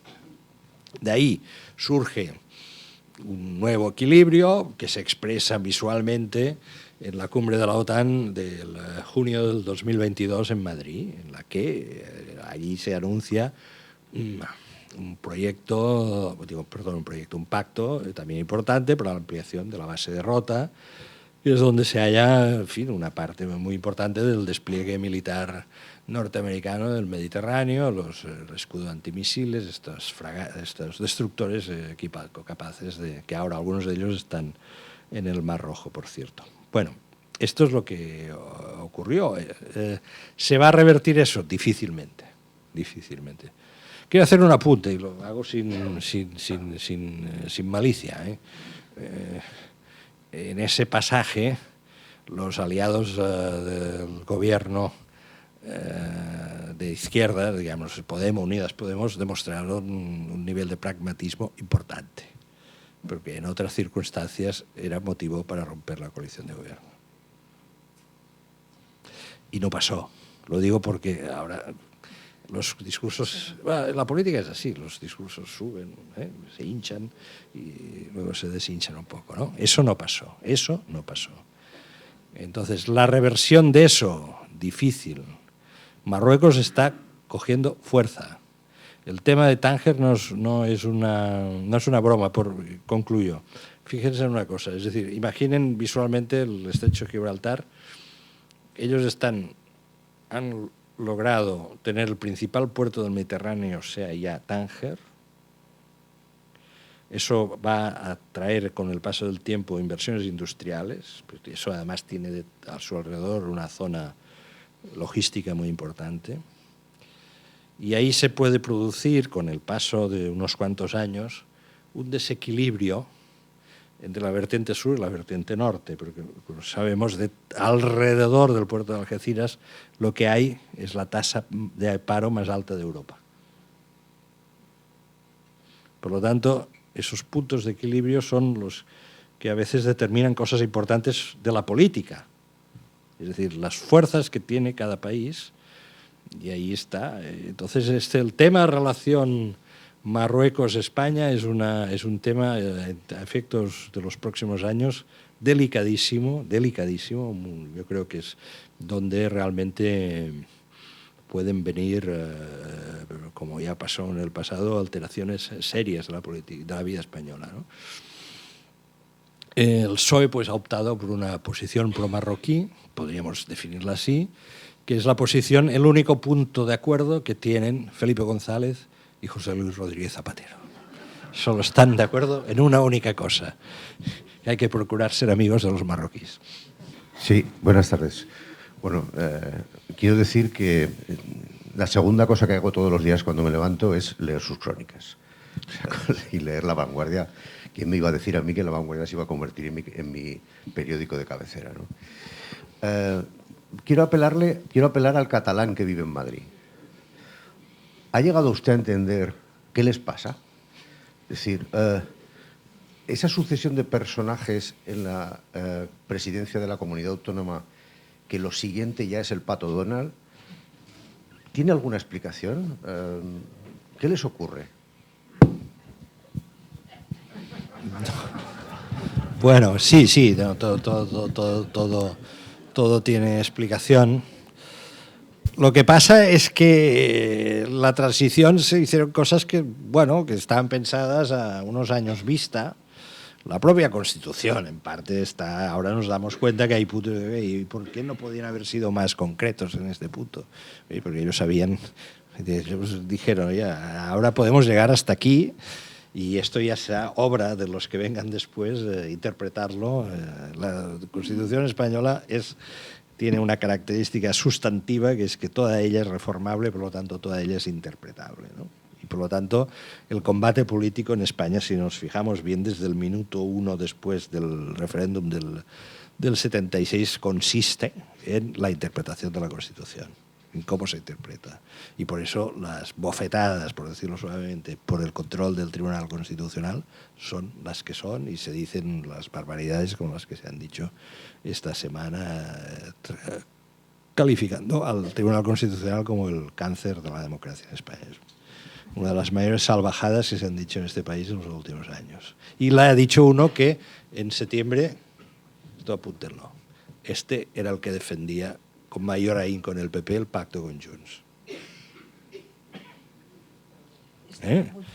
Esteban González Pons. Este era el que estaba en cabeza de ir a negociar a Bruselas con Puigdemont. Bueno,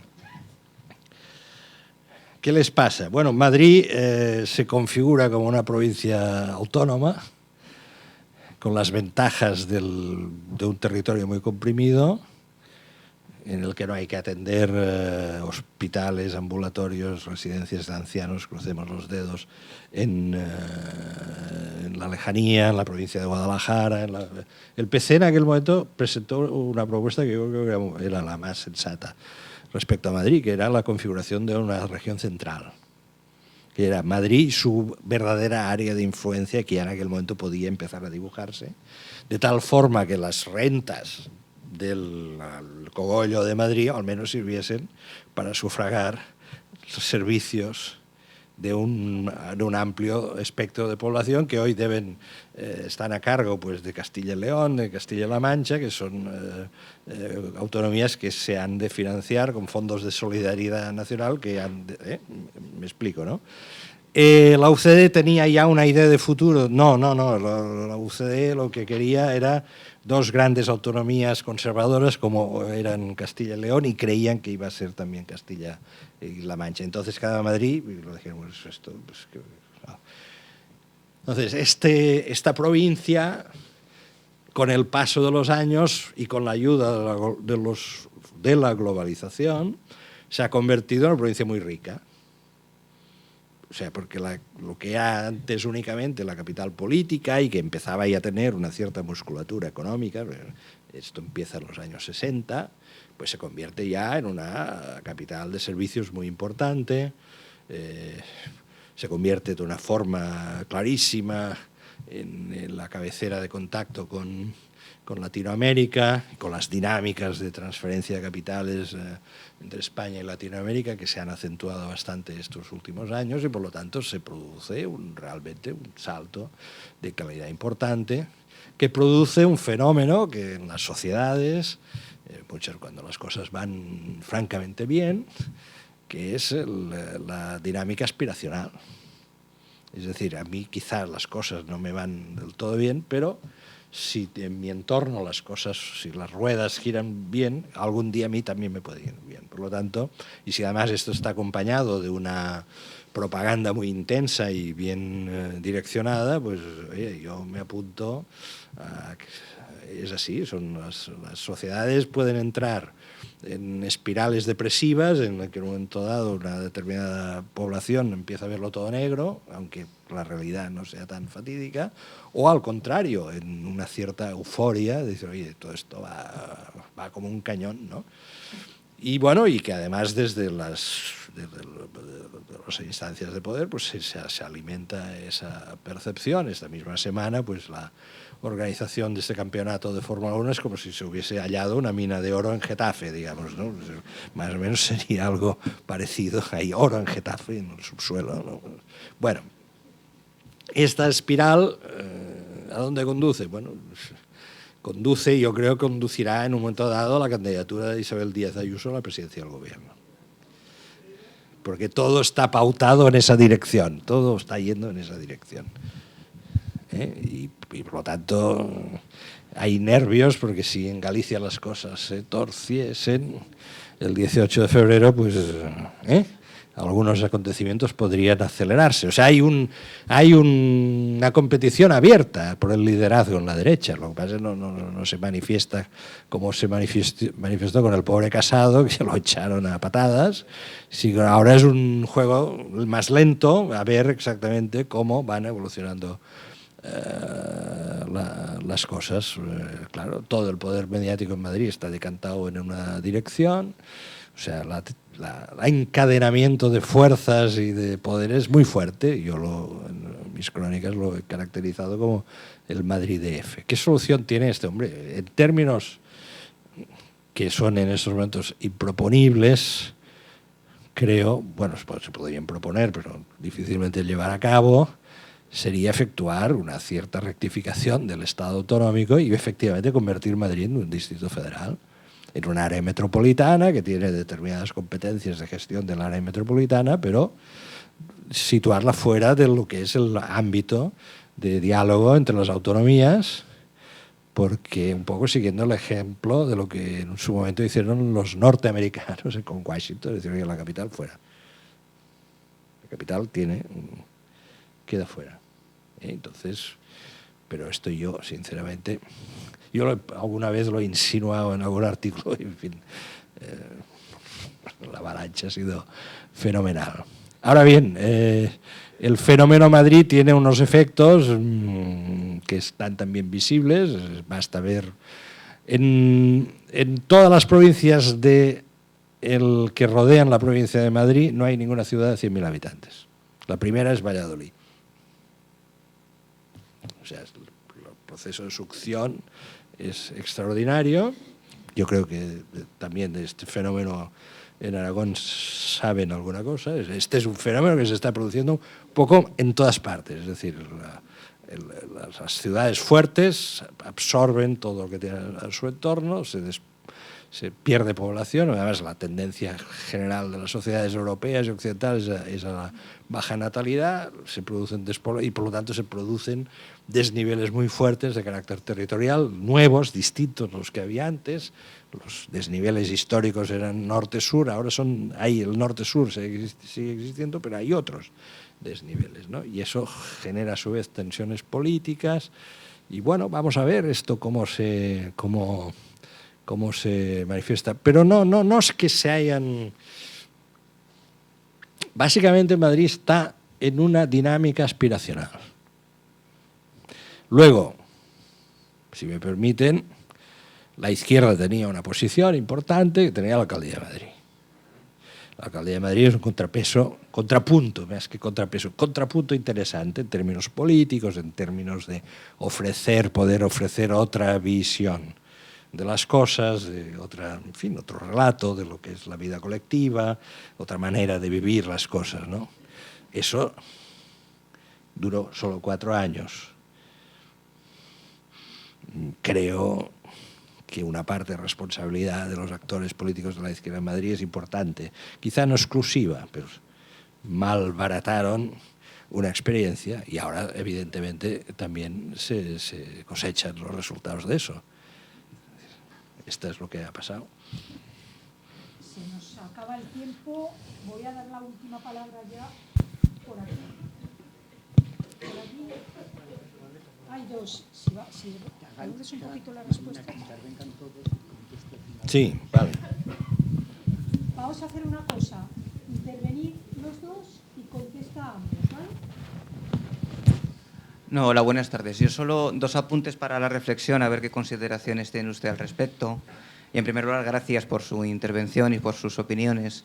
Usted es una de las razones de mi suscripción a La Vanguardia, y también algún descuento en el supermercado también son interesantes, ¿eh?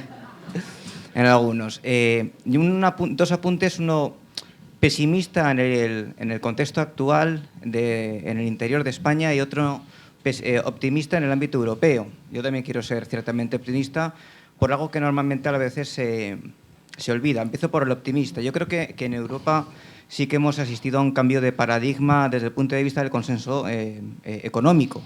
Es decir, en la crisis del 2008-2010 se apostó por una crisis, una solución basada en la austeridad expansiva, que se ha demostrado que es un fracaso, y que hasta el punto de que no se llegaron a alcanzar los niveles de crecimiento previos hasta pasados casi una década, es la década perdida. Sin embargo, hemos visto cómo ha habido un giro en la crisis económica ocasionada por el COVID, que ha llevado a un giro, yo creo que keynesiano, neo-keynesiano, que ha devuelto yo creo que las facultades del Estado, la intervención del Estado en la capacidad para recuperar la economía pues en tiempo récord. O sea, no solo España, sino Europa ha alcanzado niveles de crecimiento previos a la Europa anterior a la pandemia en 2023, 2022, lo cual creo que es un elemento también de contrapunto a ese cierto pesimismo, porque Zapatero tuvo que aplicar políticas neoliberales de recorte y Macron,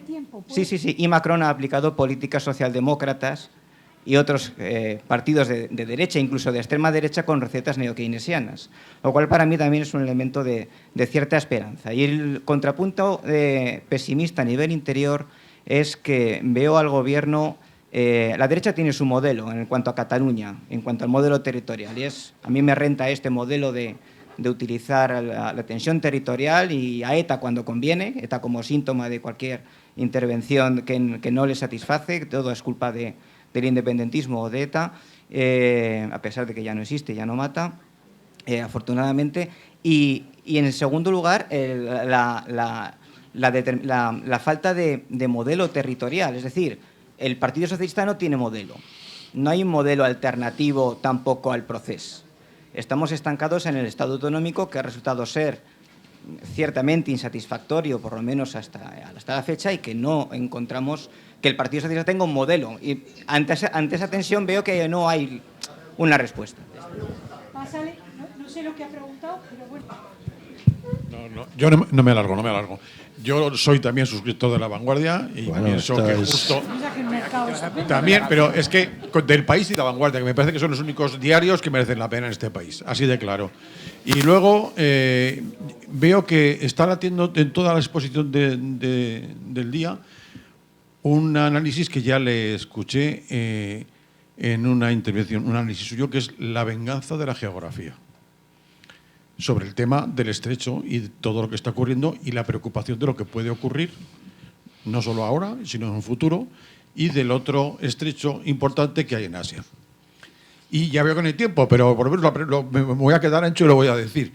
Tanto que se rompe España y todas estas cosas con los pactos y todo lo que me vengo oyendo, si hubiera quitado el servicio militar el socialismo en vez del PP, ¿se habría roto España?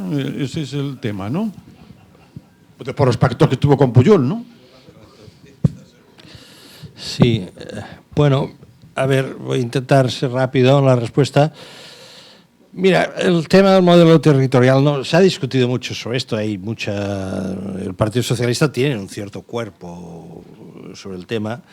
Ahora yo, sinceramente, en estos momentos, al Partido Socialista, además de hacer el ejercicio que está haciendo, que es complejo y delicado, pedirle que encima, oiga, usted hace la ley de amnistía y nos resuelve de un plumazo 150 años de historia con un modelo territorial que dure 200 años más.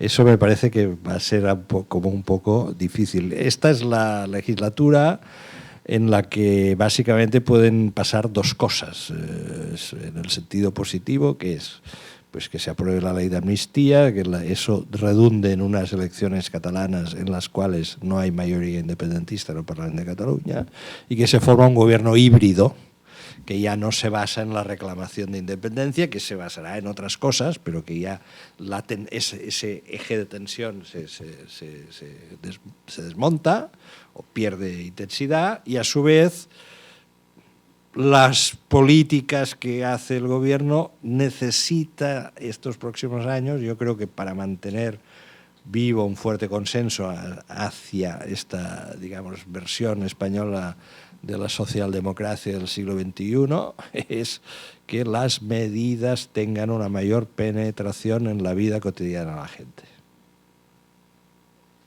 Y eso es muy fácil de decir y no es tan fácil de realizar. Es decir, que no basta con tomar medidas de emergencia para evitar situaciones muy dramáticas, que esto se ha hecho y se ha hecho bien y se está haciendo bien, paliar subir el salario mínimo, introducir el ingreso mínimo vital, o sea, identificar los lugares, los puntos más complejos. O sea, hace falta que esa parte del país que se sigue sintiendo clase media tenga la sensación de que alguna cosa para ellos mejora. Esto, insisto, es muy fácil de decir y muy difícil de realizar. Sobre todo, vuelvo al principio de lo que les decía antes, en un momento en que las tensiones generales del mundo, las internacionales, van a determinar muchas cosas. Imaginen, por ejemplo, pues que Trump gana las elecciones norteamericanas,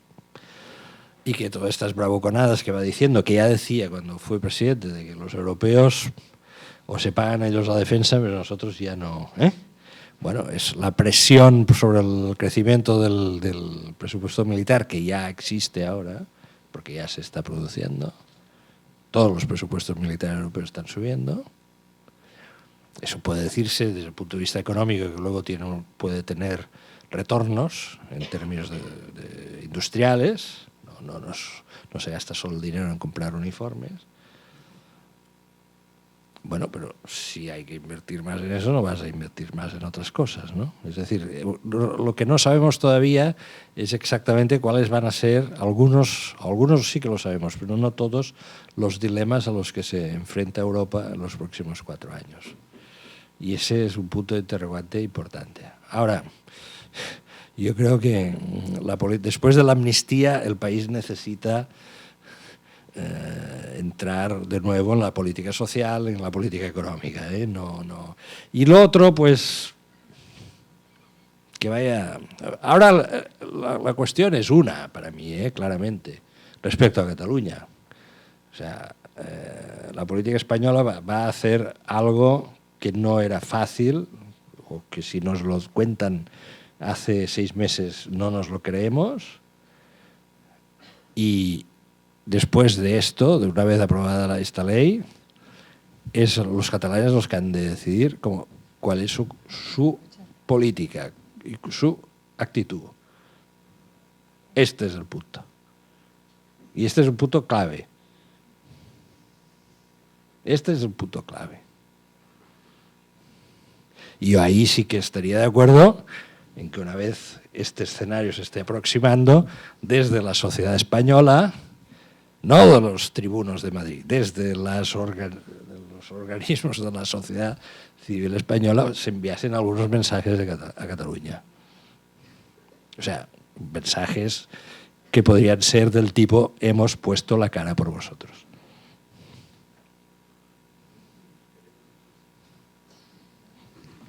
Se nos va el tiempo. La geografía está en modo venganza continua en estos momentos.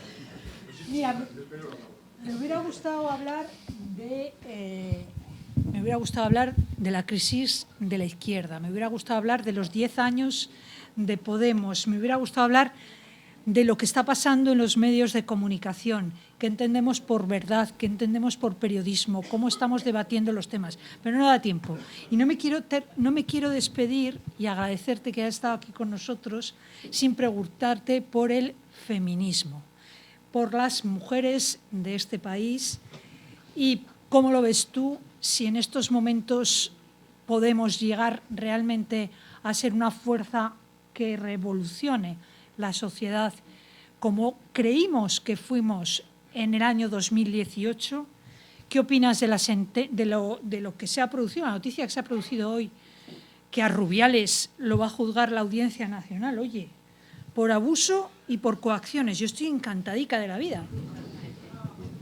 A él y a sus colegas. Bueno, voy a ser también resumido. Antes, cuando estábamos viniendo, antes de venir para acá, hemos hablado un poco, este tema ha aparecido en la conversación. Y yo les decía a mis amigos que me han venido a buscar, España, aunque no están, al darse cuenta de los fenómenos que vive un país cuando estás muy pegado a la actualidad, a las cosas, a veces cuesta. España ha vivido desde el 75, es el país europeo que ha vivido mayores transformaciones de orden social interno en el comportamiento, en la vida cotidiana, en la manera de vivir de la gente, las relaciones familiares, las relaciones entre padres e hijos y en la cuestión femenina. No hay ningún otro país en Europa, quizá podríamos, no sé, probablemente a efectos de escala, algunos países del este, después de los cambios que se produjeron en los años 80, ¿no? Albania, por ejemplo, ¿no? Pero este país hace 50 años estaba todavía regido por la Iglesia Católica en muy buena medida, ¿no? No, y ahora ya no en absoluto como lo estaba en aquel momento. La Iglesia Católica sigue teniendo influencia, sobre todo tiene una emisora de radio que calienta la cabeza de bastante gente cada mañana. Las iglesias, hay mucha menos gente que antes y se siguen tal, pero no es en absoluto, o sea, el nivel de influencia, o sea, ha cambiado muchas cosas. Y el feminismo es un vector de los vectores más importantes de esto, sobre todo estos últimos años. Para mí es un factor democratizador, en un sentido profundo de la palabra, de la sociedad. Sin el factor feminista no se entienden los resultados del 23 de julio, o sea, el desempate final se produce, son dos factores que lo motivan, que es el voto femenino y el voto de Cataluña. Estos son los factores de desempate. La derecha no acierta en el voto femenino. No acierta en el voto femenino porque está haciendo pactos con una fuerza política que se jacta de un discurso manifiestamente hostil a determinados enfoques que ya hoy son claramente mayoritarios en la sociedad. Dicho esto, mi opinión personal, y en esto, pues, como ya soy mayor, quiero ser muy prudente, es que hay que prestar atención a los hombres, sobre todo los hombres desorientados, que son los más jóvenes. Porque como estos cambios están teniendo mucha profundidad, se está dando, yo creo, una cierta crisis de rol. Y en una situación, digamos, económica complicada, de dificultad de engarce de los jóvenes en la vida laboral, de la forma, o sea, hay un problema de rol. Entonces, yo creo que hay alguna corriente del feminismo que esto lo está planteando. Es decir, si el feminismo lo que quiere es ser un factor de transformación social profundo, ha de tener en cuenta la existencia de la otra parte y quizás le tenga que echar una mano. ¿Cómo se hace esto? También es muy fácil de decir y muy, muy complicado de decir cómo.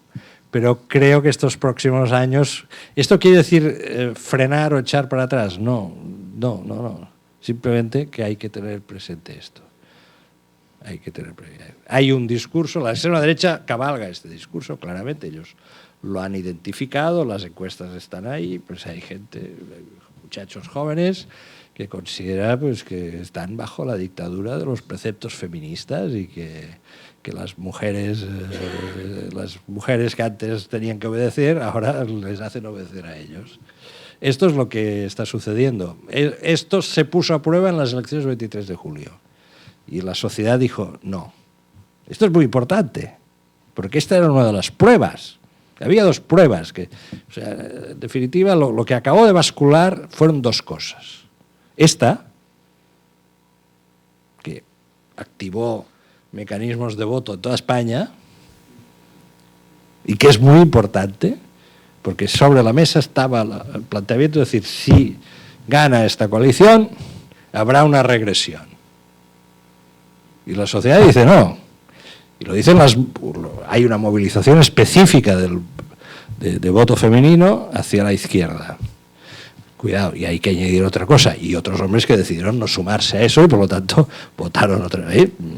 Y dos, la cuestión catalana, el momento que Vox dice, Abascal dice en plena campaña, si nosotros entramos en el gobierno, lo de 155 os va a parecer una broma. Bueno, evidentemente ahí se produce un desplazamiento de voto de una parte del independentismo hacia el Partido Socialista, que hace que el PSC obtenga en Cataluña unos resultados excepcionales. Estos son los dos factores combinados que explican esa ventaja que he dicho antes de 1.200.000. Ahora bien, ¿cómo evoluciona todo esto? Bueno, pues lo de Cataluña ya lo hemos hablado antes.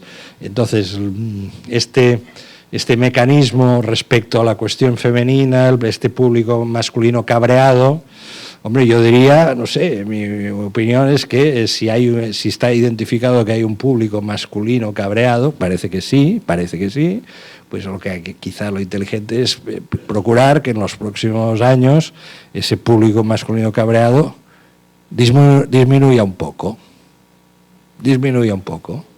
¿Sobre la base de darles la razón? No. Pero quizás estudiando un poco el lenguaje, diría.